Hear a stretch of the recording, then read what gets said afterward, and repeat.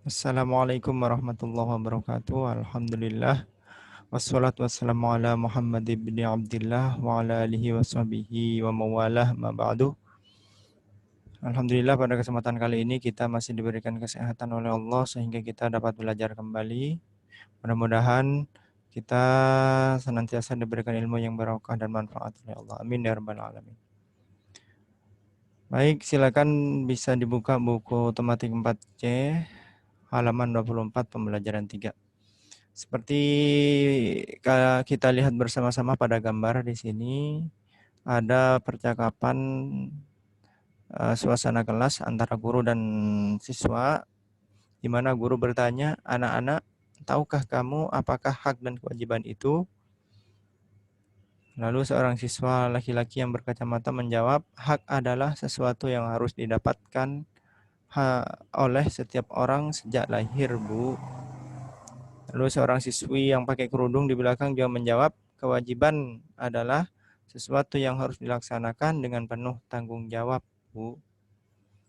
Nah, dari pengertian yang dijelaskan, yang disampaikan oleh kedua siswa barusan, setidaknya kita sudah bisa memahami di mana letak perbedaan antara hak dan kewajiban. Yaitu jika hak itu adalah segala sesuatu yang harus kita dapatkan, dan kewajiban adalah segala sesuatu yang harus kita laksanakan. Dan keduanya ini saling berkaitan, tidak bisa dipisahkan antara keduanya. Di mana ada hak, maka juga harus di situ berarti harus ada kewajiban yang harus dilaksanakan. Setiap hari Bella makan 3 kali, yaitu sarapan, makan siang, dan makan malam. Ibu selalu menasihati Bella, ketika makan, ambillah makanan secukupnya lalu dihabiskan. Jika Bella ingin menambah, ibu mengizinkan untuk mengambil makanan lagi secukupnya. Menurut ibu, Bella harus bertanggung jawab atas makanan yang diambilnya. Bella juga harus mengingat bahwa masih banyak orang yang kekurangan dan kesulitan untuk mendapatkan makanan. Oleh karena itu, Bella harus bersyukur kepada Allah, Tuhan semesta alam, karena masih mendapatkan makanan. Salah satunya dengan menghabiskan makanan yang dimakan. Setiap makan, Bella selalu mengingat pesan ibu itu, meskipun Bella terkadang tidak makan bersama ayah dan ibunya. Nah, jadi di sini Bella sudah mendapatkan haknya, yaitu di mendapat makanan. Nah, tapi Bella juga melaksanakan kewajibannya apa, yaitu menghabiskan makanan yang ada di depannya. Berbeda dengan Bella, yaitu temannya Bella yang bernama Udin. Udin ini sering tidak menghabiskan makanannya ketika makan. Biasanya Udin itu mengambil makanan dengan sangat banyak hingga akhirnya kekenyangan dan tidak menghabiskan makanannya. Padahal seringkali ibunya menasihati untuk mengambil makanan secukupnya terlebih dahulu. Nah, kalau Udin, haknya udah didapat, tapi kewajibannya tidak dilaksanakan. Dalam kehidupan kita harus senantiasa menyeimbangkan antara hak dan kewajiban. Jika kita telah mendapatkan hak, maka kita harus melaksanakan kewajiban. Dalam pelaksanaannya kita juga harus menghormati hak-hak orang lain. Di mana hak-hak orang lain? Yaitu pada bacaan sebelumnya, pada paragraf sebelumnya, banyak saudara-saudara kita di luar sana yang kesulitan mendapatkan makanan. Nah, kita yang sudah tidak kesulitan mendapatkan makanan, tinggal makan saja tiap hari, maka sebagai tanda rasa syukur kita kepada Allah Subhanahu wa taala, sudah sepantasnya untuk makanan-makanan itu dihabiskan, yang dihidangkan oleh orang tua itu dihabiskan. Selain itu, selain sebagai rasa syukur kepada Allah, itu juga sebagai tanda terima kasih kepada orang tua yang sudah menyiapkan makanan tersebut. Berkenaan dengan sumber daya alam tumbuhan, kita juga harus menyeimbangkan antara hak dan kewajiban. Kita mendapatkan hak untuk memanfaatkan seluruh sumber daya alam tumbuhan di sekitar kita. Sebaliknya, kita juga berkewajiban untuk menjaga agar sumber daya alam tumbuhan tersebut tetap lestari. Ya, sumber daya alam. Makanan yang kita makan itu berasal dari padi. Nah, kalau misalkan kita makannya dibuang-buang, ya kan? itu beras itu berasal dari padi. Padi yang kerjakan adalah petani.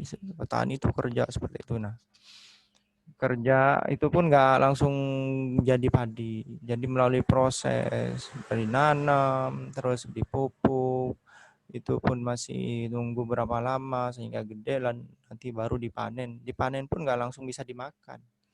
Oleh karena itu, dengan menghabiskan makanan yang udah dihidangkan, berarti kita juga sudah menghargai, sudah memberikan hak-hak orang lain. Jawablah pertanyaan berikut ini, apa hak kita akan sumber daya alam? Hak kita adalah memperoleh sumber daya alam yang baik, memperoleh sumber daya alam yang baik, itu hak kita. Kemudian apa kewajiban kita akan sumber daya alam, terutama tumbuhan di sekitar? Kewajibannya apa? Tadi haknya adalah mendapatkan sumber daya alam yang baik misalkan. Kemudian kewajibannya apa? Nanti kewajibannya adalah merawat, melestarikan, senantiasa menjaga. Nah, itu kewajibannya. Apakah kamu sudah melaksanakan kewajiban tersebut? Jika belum, apa rencana untuk memperbaiki sikapmu? Sudah melaksanakan atau belum? Kalau sudah berarti tulis sudah. Kalau belum berarti tulis belum. Jika belum, apa rencana untuk memperbaiki sikapmu? Nah, apa rencananya? Kalau misalkan belum, misalkan mulai saat ini saya akan belajar untuk memperbaiki sikap dengan cara misalkan menanam satu pohon setiap sebulan sekali, seminggu sekali, atau bagaimana. Jadi apa rencana untuk memperbaiki sikap yang tidak baik tersebut. Nah, yang keempat, apakah kamu sering tidak menghabiskan makananmu? Ya, mungkin ada yang sering, ada yang tidak sering. Nomor 5, jika kamu tidak menghabiskan makananmu, siapa saja yang kamu rugikan? Siapa saja kira-kira? Orang tua, seperti tadi dijelaskan. Petani, ya kan? Orang juga yang menggiling yang paling utama adalah yang dirugikan yaitu orang tua kalian kalau tidak dihabiskan. Udah capek-capek masak, ternyata masakannya nggak dimakan, nggak dihabisin makan.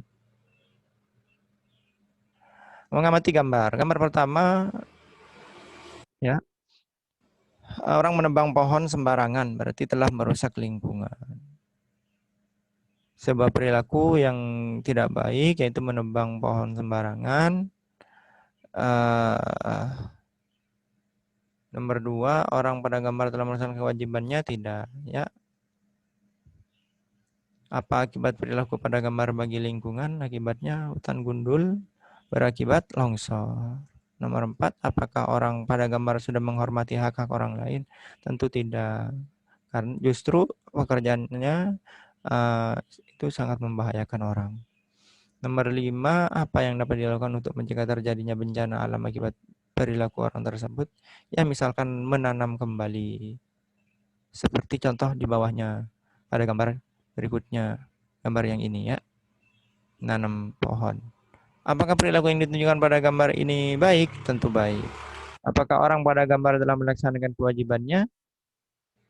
Ya, melaksanakan kewajibannya. Apa kewajibannya? Yaitu menjaga kelestarian sumber daya alam, menjaga kelestarian lingkungan. Apa manfaat perilaku pada gambar bagi lingkungan? Manfaatnya apa aja? Nah, manfaatnya adalah penghijauan. Penghijauan itu apa? Nanti udara jadi bersih, oksigennya bersih, itu tidak mudah terjadi longsor dan lain-lain. Di mana sebaiknya kegiatan pada gambar dilakukan? Ya, di lahan-lahan kosong. Di perkotaan bisa nggak? Bisa. Justru sangat baik. Karena apa? Karena di perkotaan itu sudah sangat banyak bangunan. Jadi kalau misalkan sampai tidak ada sama sekali pohon-pohonnya, nanti khawatirnya udaranya itu ada yang banyak adalah polusi. Jadi berbahaya bagi kesehatan.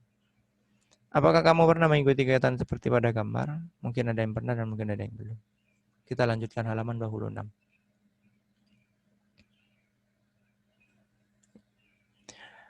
Pada halaman 26 ini, makanan pokok yang umumnya dimakan oleh masyarakat Indonesia adalah nasi.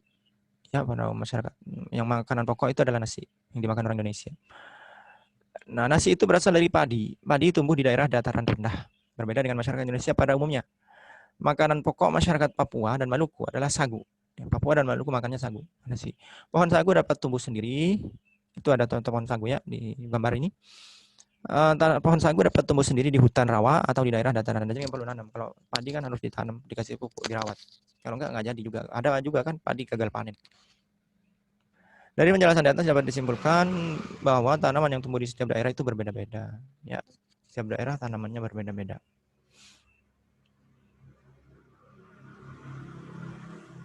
Contoh tanaman yang tumbuh di daerah pantai ada pohon kelapa. Nomor 2, contoh tanaman yang tumbuh di daerah dataran rendah. Seperti contoh di atas ada padi. Kemudian contoh tanaman yang tumbuh di daerah dataran tinggi. Dataran tinggi itu seperti perkebunan. Nanti tanamannya apa? Seperti tanaman sayur dan semacamnya. Itu yang tumbuh. Tiap wilayah memiliki ketampakan alam atau keadaan alam yang berbeda. Disebut ketampakan alam.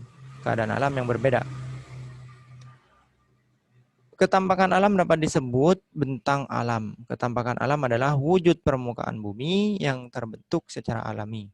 Ketampakan alam ada yang berupa daratan dan ada yang berupa perairan. Jadi ketampakan alam, tampaknya alam. Alam itu tampaknya bagaimana?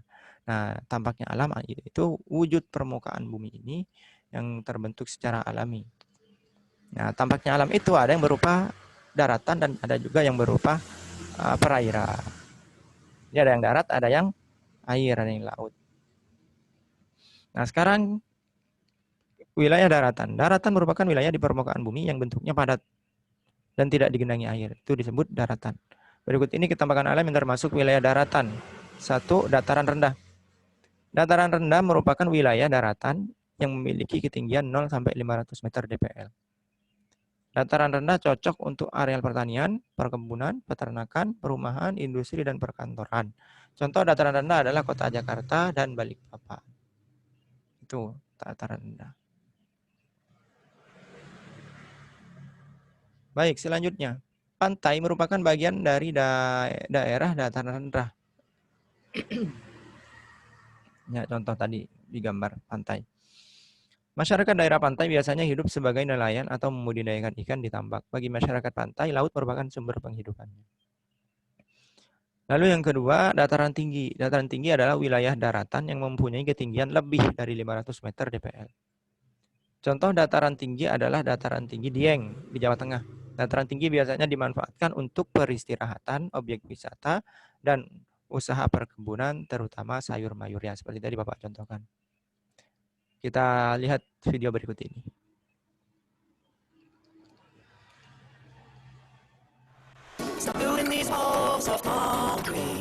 Ini dataran tinggi. Lihat tanaman yang ada di sini.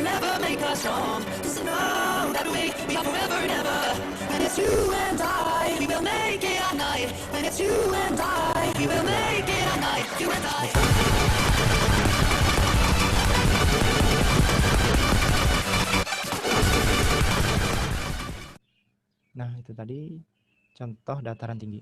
Berikutnya adalah gunung dan pegunungan. Gunung adalah permukaan bumi yang menonjol lebih tinggi dari daerah sekitarnya dengan ketinggian lebih dari 600 meter di atas permukaan laut. Rangkaian gunung yang saling menyambung satu sama lain, tinggi, luas, dan memanjang disebut pegunungan. Ya, itu bedanya gunung. Kalau gunung, permukaan bumi yang menonjol. Kalau pegunungan adalah rangkaian gunung yang saling menyambung satu sama lain. Tinggi, luas, dan memanjang disebut pegunungan. Sebagian gunung dan pegunungan dimanfaatkan sebagai objek wisata, misalnya Gunung Bromo di Jawa Timur. Kita lihat ini videonya Gunung Bromo di Jawa Timur. Ini kalian bisa pada pengertian.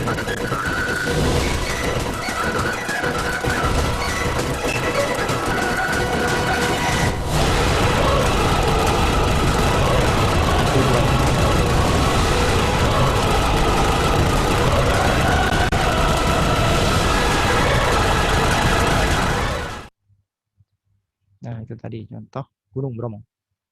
Nah, selanjutnya adalah lembah dan ngarai. Lembah dan ngarai.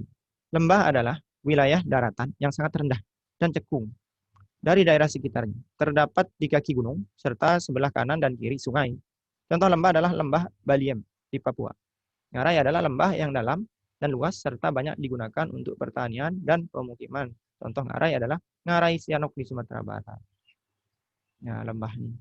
Jadi daratan yang posisinya sangat rendah, cekung lagi daripada daerah sekitarnya. Nah, ini biasanya terdapatnya di mana? Di kaki gunung. Nah, di kaki gunung itu disebutnya lembah. Kanan kirinya ada sungainya. Kemudian ngarai ini termasuk apa namanya? Termasuk daratan ya tadi, masih daratan yang keempat. Ngarai lembah yang dalam dan luas. Jadi dalam. Lembah itu ke bawah, kalau tadi ke atas ya kan makin tinggi. Nah, sekarang ini ke dalam. Kita lanjut nomor 5. Tanjung dan semenanjung atau semenanjung adalah daratan yang menjorok ke laut. Yang menjorok ke laut. Perbedaan antara tanjung dan semenanjung terletak pada ukurannya. Semenanjung berukuran besar, sedangkan tanjung berukuran lebih kecil. Tanjung di Indonesia umumnya dibangun pelabuhan. Contoh tanjung adalah Tanjung Priok di Jakarta dan Tanjung Perak di Surabaya. Ya, ini contoh Tanjung Priok di Jakarta dibangun pelabuhan. Jadi daratan juga, tapi menjorok ke laut gitu. Itu saja mungkin. Kita lanjutkan. Itu bagian daratan tadi 5. Jadi ada apa aja? Ada dataran rendah, ada dataran tinggi, ada gunung dan pegunungan, lembah dan ngarai, kemudian tanjung dan semenanjung. Baik, kita lanjutkan. Halaman berikutnya. Sekarang wilayah perairan. Ya. Ini air. Yang pertama ada sungai. Perairan adalah bagian dari permukaan bumi yang digenangi oleh air. Kebalikannya daratan. Sebagian besar wilayah Indonesia terdiri dari perairan. Berikut ini bentang alam yang termasuk wilayah perairan. Pertama, sungai. Sungai adalah aliran air yang besar yang terdapat di daratan. Hulu sungai terdapat di daerah dataran tinggi atau gunung. Sungai bermuara di laut atau danau. Sungai dimanfaatkan penduduk untuk pengairan, transportasi, pemeliharaan ikan, dan MCK mandi, cuci, kakus. Terkadang di tengah sungai atau di muara sungai terdapat daratan hasil endapan lumpur membentuk daratan itu disebut delta. Contohnya delta Sungai Mahakam. Ya, sungainya jadi hulunya itu dari dataran tinggi, dari gunung. Nah, terus sampai mana air sungai? Biasanya sampai laut atau ke danau muaranya. Kita lanjutkan, danau. Yang kedua. Danau adalah genangan air yang sangat luas dan dikelilingi oleh daratan. Tuh, dikelilingi daratan di sampingnya. Ditinjau dari asal-usul terbentuknya, maka danau dibedakan menjadi 2, yaitu danau alam dan danau buatan. Danau alam adalah danau yang terbentuk karena peristiwa alam, misalnya letusan gunung berapi, pengikisan tanah, dan pergeseran Danau Toba di Sumatera Utara akibat letusan gunung berapi pada zaman dahulu. Ya, jadi karena perubahan alam, pergeseran permukaan bumi misalkan, ya, dan lain-lain. Karena peristiwa alam. Lanjut. Danau buatan adalah danau yang sengaja dibuat untuk kepentingan tertentu, seperti waduk atau bendungan. Nah, contoh danau buatan adalah Waduk Jatiluhur di Jawa Barat. Danau dimanfaatkan untuk perikanan, perairan, atau pembangkit listrik tenaga waduk Jatiluhur, ya. Ini Waduk Jatiluhur yang ada di Jawa Barat.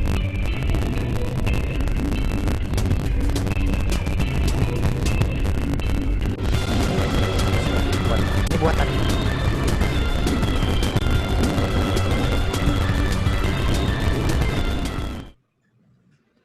Kita lanjutkan. Kemudian yang ketiga adalah rawa. Bagian perairan yang ketiga rawa. Rawa adalah tanah yang rendah dan digenangi air. Biasanya banyak tumbuhan air dan dasar tanahnya berlumpur. Keberadaan rawa sangat penting bagi lingkungan sekitar rawa. Beberapa peran rawa antara lain sebagai cadangan air, mencegah terjadinya banjir, dan sumber makanan. Oleh karena rawa memiliki banyak peran penting, maka rawa harus dijaga kelestarian. Ini seperti tumbuhan-tumbuhannya ini. Ini penting juga, rawa sangat penting. Kita lanjut yang keempat, yaitu laut. Laut adalah kumpulan air asin yang menggenangi sebagian besar permukaan bumi dan memisahkan daratan menjadi beberapa pulau besar, pulau kecil, dan benua. Permukaan air laut selalu bergelombang, berubah, dan bergerak. Laut yang sangat luas disebut samudra. Laut digunakan untuk jalur lalu lintas kapal dan juga sebagai sumber makanan. Banyak makhluk hidup yang diambil dari laut untuk kita konsumsi. Misalnya, berbagai jenis ikan, udang, kepiting, dan rumput laut. Selanjutnya yang kelima adalah selat. Selat adalah laut sempit yang menghubungkan dua pulau atau lebih yang berdekatan. Contoh selat adalah Selat Madura di Jawa Timur, yang menghubungkan antara Pulau Jawa dan Pulau Madura, terpanjang di Indonesia. Itu di selatnya, namanya selat, yaitu laut sempit. Jadi bilang laut sempit itu karena laut itu hanya menghubungkan 2 pulau atau lebih. Jadi beda dengan laut yang nomor 4. Itu disebutnya selat. Kita lanjut nomor 6, teluk. Teluk adalah bagian laut yang menjorok ke daratan. Teluk merupakan laut. Kalau tadi semenanjung itu bagian daratan yang menjorok ke laut. Nah, ini ada teluk. Teluk itu bagian laut yang menjorok ke daratan. Teluk merupakan laut yang pantainya melengkung, hampir mengitari perairan laut di sekitarnya. Perairan laut di daerah teluk lebih tenang dibandingkan dengan di luar teluk yang dibangun di daerah teluk. Kita lihat contohnya di sini ada Teluk Ciletuh, terdapat di UNESCO Global Geopark, primadona wisata baru di Jawa Barat. Ini ada contoh teluk. Si wisata baru di Bantian.